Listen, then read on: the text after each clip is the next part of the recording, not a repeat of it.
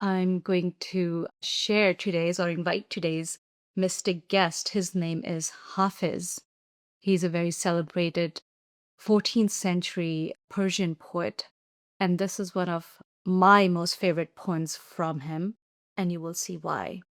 I know when we talk about spirituality and God or spirit or love or soul, we just think of warm, mushy feelings, something that makes us feel safe, something that makes us feel coddled.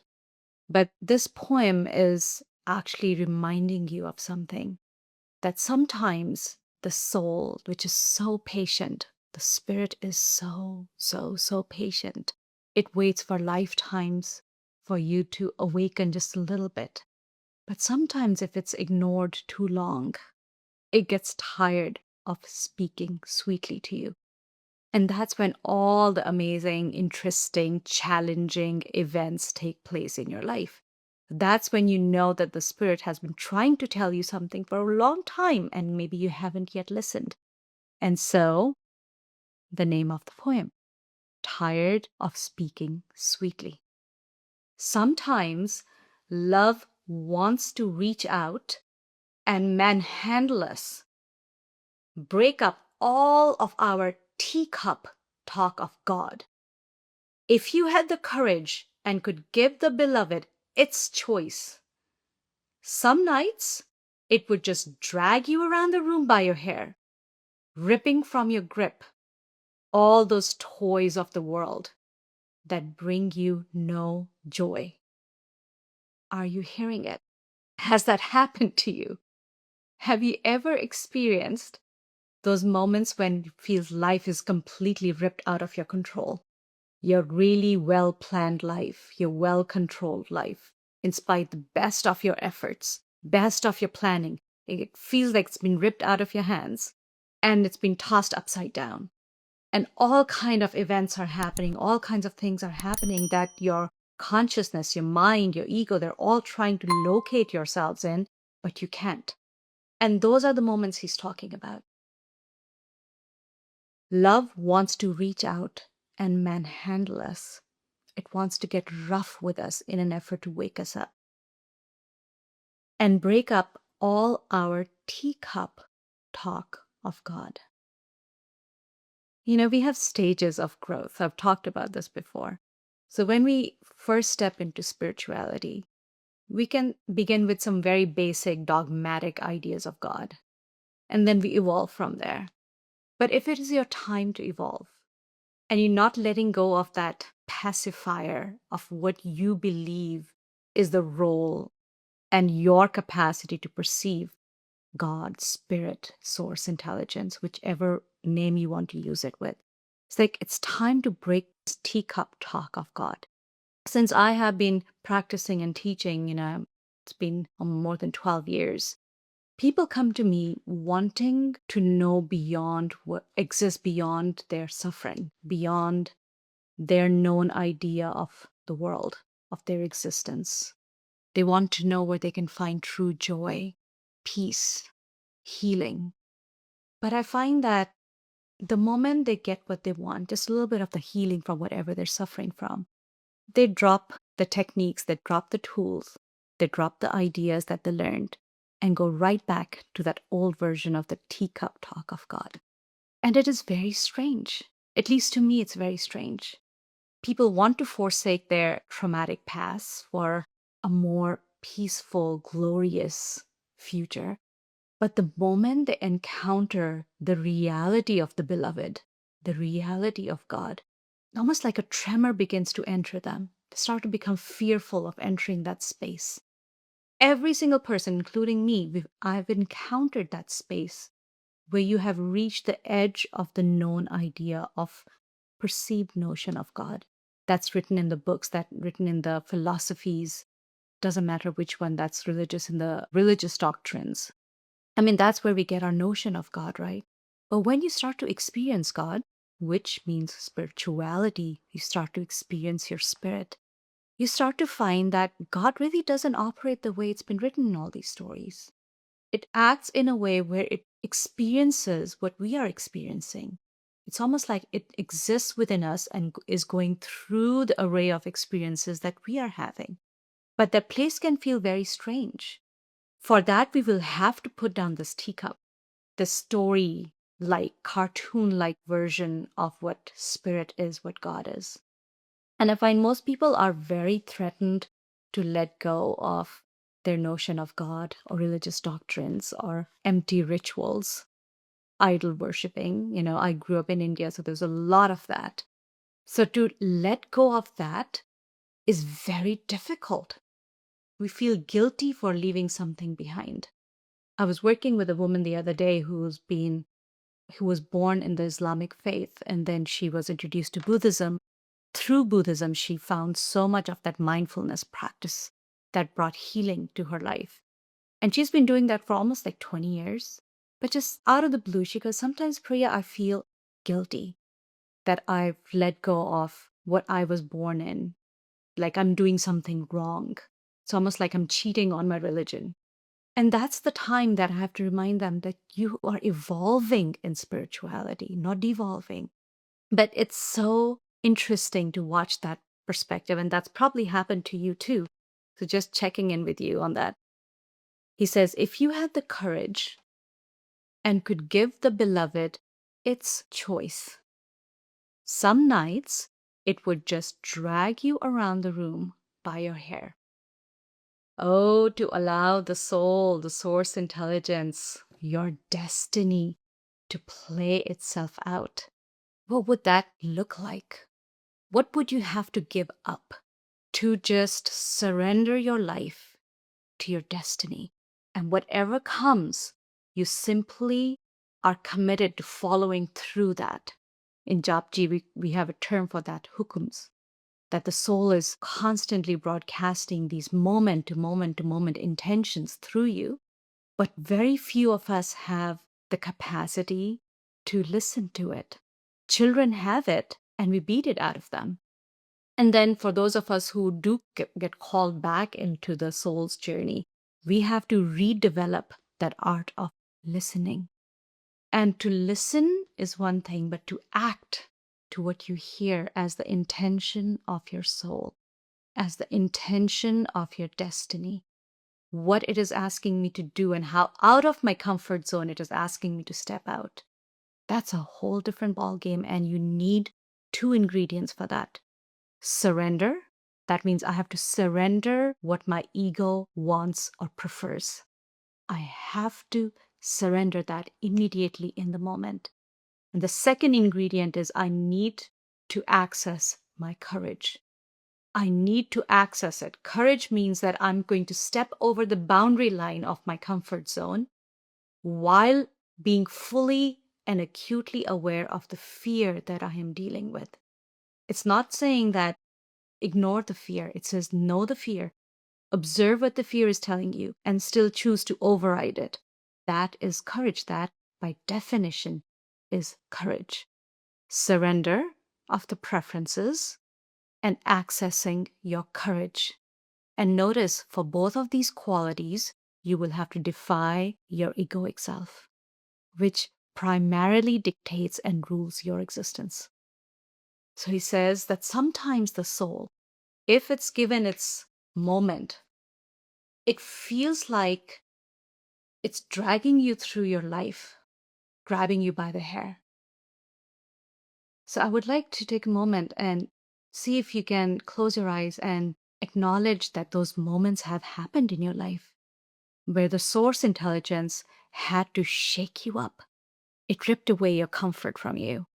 And I want you to notice what you did in those moments. Did you become a victim or did you become the manifester? And if there were moments in your past that you could not step into your courage, what's stopping you from doing that now, in this moment, at this level of awareness that you may have gathered over your life? Because the source we're talking about, this beloved we're talking about, like I said, is extremely patient. If you didn't have the capacity or the courage to step in then it'll offer you that opportunity again and again and again. And that's why sometimes it can feel, why is my life so filled with challenges. Why is that person's life not filled with challenges? Why me? That's because you are so loved, my dear. It's opposite to what you think. You're not being victimized by the universe, you're being loved by the universe. It is saying, I'm being patient. It is saying, forgive yourself for the past. Here, try it again. Here, try it again.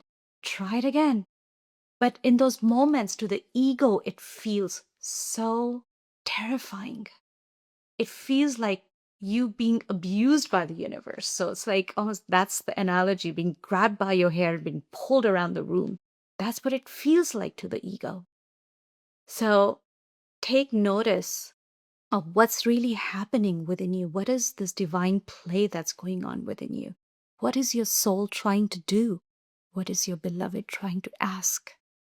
Because it really doesn't have words, you see. It can only show its intentions either through that very silent broadcast within you or through the events that play out in your life. So some nights it would just drag you around the room by your hair, ripping from your grip all of those toys of the world that bring you no joy. Oh, this is going to need some expanding, and it's going to take some reckoning too.